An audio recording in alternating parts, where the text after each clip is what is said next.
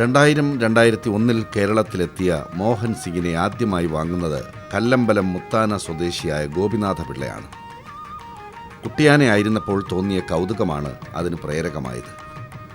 ബാല്യം എല്ലാ ജന്തുക്കളിലും ഒരുപോലെയാണ്. കൗതുകത്തിൻ്റെയും കലർപ്പില്ലാത്ത സ്നേഹത്തിൻ്റെയും തരികൾ ആ മുഖത്ത് പറ്റിപ്പിടിച്ചിരിക്കും, എടുത്ത് ഓമനിക്കാൻ തോന്നുന്ന തരത്തിൽ. അത്തരമൊരു കൗതുകം ഗോപിനാഥ പിള്ളയെ ഒരാനക്കാരനാക്കിയെങ്കിലും അധികം വൈകുന്നതിന് മുമ്പ് ഇവനെ കിളിമാനൂരുള്ള ശബരി എന്ന വ്യവസായിക്ക് കൈമാറി. ശബരി ഇവനെ കാരേറ്റ് ശബരീശൻ എന്ന് വിളിച്ചു. ഒരു പൂർണ്ണ മലയാളിയായി ഇവൻ മാറുന്നത് അന്ന് മുതലാണ്. ശബരീശൻ വളരെ പെട്ടെന്ന് തന്നെ നാട്ടുകാരുടെയും വീട്ടുകാരുടെയും ആനപ്രേമികളുടെയും പ്രിയപ്പെട്ടവനായി. അത് ചിലരുടെ തലയിലെഴുത്താണ്. ഭാഗ്യം സ്വർണ്ണത്തലകയും പേറി പിന്നാലെ നടക്കും. ഇതാ എന്നെ സ്വീകരിക്കൂ എന്ന പിൻവിളിയുമായി. അത്തരമൊരു പ്രശസ്തിയുടെ കൊടുമുടിയിൽ നിൽക്കുമ്പോഴാണ് സിനിമയിലേക്കുള്ള പ്രവേശനം. അവസരം ചോദിച്ച് പിന്നാലെ നടന്നിട്ടല്ല, കഴിവ് നോക്കി നല്ലൊരു വേഷം നൽകുകയായിരുന്നു പ്രശസ്ത സംവിധായകൻ വിനയൻ. ചിത്രം കാട്ടുചെമ്പകം. സിനിമ ശബരീശനെ കുറച്ചുകൂടി ശ്രദ്ധേയനാക്കി. ഇക്കാലത്താണ് ജീവിതത്തിലെ മറ്റൊരു വഴിത്തിരിവുണ്ടാകുന്നത്. ഇന്നത്തെ ഈ ജീവിതത്തിലേക്കുള്ള യാത്ര തുടങ്ങുന്നതും അക്കാലത്ത് തന്നെ.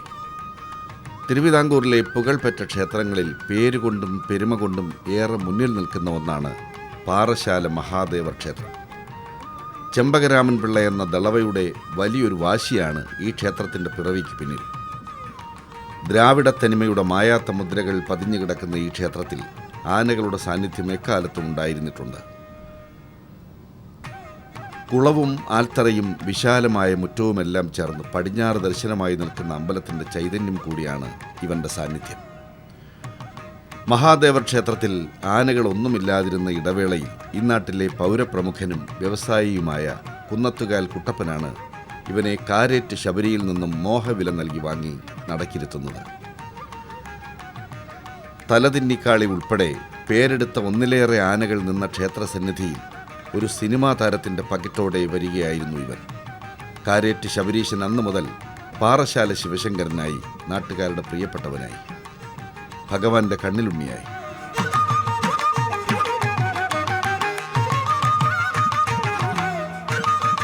ആസാമിൽ ജനിച്ചു കേരളത്തിൽ 3 വയസ്സുള്ളപ്പോൾ വന്ന ആനക്കുട്ടിയാണവൻ. ഇന്നിപ്പോൾ 15 വയസ്സായി. സാർ എങ്ങനെയാണ് ഇവനെ കാണുകയും ഇവനോട് ഇഷ്ടം തോന്നുകയും ഇവനെ ഈ ക്ഷേത്രത്തിലേക്ക് നടയിരുത്തണമെന്ന് തീരുമാനിക്കാനൊക്കെ ഉണ്ടായ സാഹചര്യങ്ങളൊന്ന് പറയാമോ? ആസാം നാഗാലാൻഡിൽ പോയി രണ്ട് ആനക്കുട്ടി അഡ്വാൻസ് ചെയ്തു. അത് കൊണ്ടുവരാൻ പറ്റാത്തതിൻ്റെ പേരിൽ ഈ ആനയ്ക്ക് ചോദിച്ച് അവരോട് വാങ്ങിച്ചു. ആദ്യം ഇതിനെ കണ്ടപ്പോൾ തരില്ലെന്ന് പറഞ്ഞു. ഇതിനെ കണ്ടിട്ടാണ് പോയത്. തിരിച്ചു വന്നു ചോദിച്ച പൈസ കൊടുത്ത് വാങ്ങിച്ചു. എന്തൊക്കെയായിരുന്നു ഇവനെ അന്ന് കാഴ്ചയിൽ ഇഷ്ടപ്പെടാനുണ്ടായ എന്തൊക്കെ പ്രത്യേകതകളായിരുന്നു ഇവനെ ഇഷ്ടപ്പെടാൻ? 18 നഖം, കരുനാക്കില്ല, ആണിപ്പറ്റില്ല, അതൊക്കെ ഞാൻ നോക്കി. അന്ന് ഇവനക്ക് തരാൻ കുറച്ച് ബുദ്ധിമുട്ടൊക്കെ പറഞ്ഞോ? ആദ്യം ബുദ്ധിമുട്ട് പറഞ്ഞു. ഇപ്പോഴും കാണുമ്പോൾ ആഹാരം കൊടുക്കുകയും ഇടയ്ക്കൊക്കെ കാണാൻ വരാറൊക്കെ ഉണ്ടോ? എന്നെ കാണുമ്പോൾ കൈ വെക്കും, എരിപ്പട്ടിക്ക് പഴം കൊടുക്കും.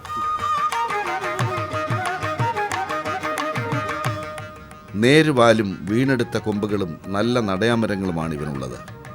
ഉയർന്ന മസ്തകവും തലക്കുന്നിയും തേൻകണ്ണുകളും തെറിച്ച വായുകുംഭവുമെല്ലാം ഭാവിയിലേക്കുള്ള വാതായനങ്ങളായി തലപ്പൊക്കത്തിൽ ഇപ്പോഴേ തെളിഞ്ഞു കാണുന്നുണ്ട്. കീറലോ തുളയോ ഇല്ലാത്ത കാതുകളും 18 നഖങ്ങളും കരിവീട്ടിയുടെ നിറവും ഈ 15കാരനെ ശ്രദ്ധേയനാക്കുന്നു.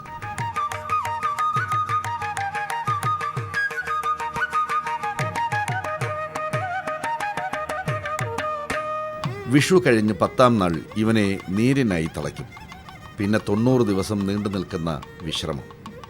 അത് കഴിയുമ്പോൾ അനുസരണയുള്ള മിടുക്കനായി ഇവൻ മടങ്ങിവരും.